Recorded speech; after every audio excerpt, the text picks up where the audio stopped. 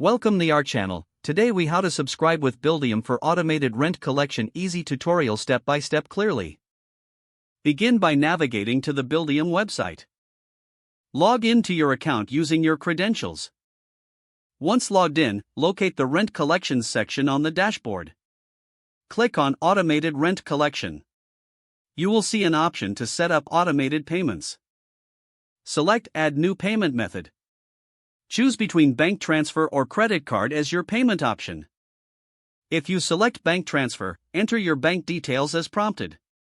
If you choose credit card, fill in the required card information. Next, confirm your payment method by reviewing the details provided. Once verified, click Save to proceed. Now, go back to the Automated Rent Collections section. Select the tenants you want to enroll in automated rent collection. For each tenant, specify the rent amount and due date. You may also set up reminders for upcoming payments. Review all settings carefully to ensure accuracy.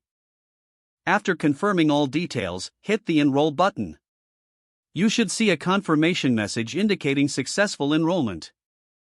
Your automated rent collection is now set up successfully. Monitor the process to ensure everything runs smoothly.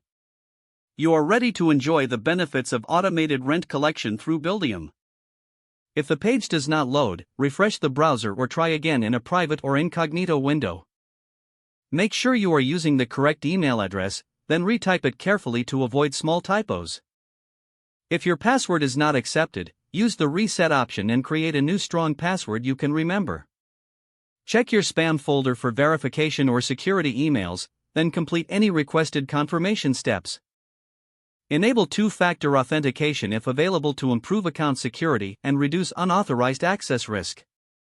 After signing in, review your profile details so your contact information and settings are accurate and current.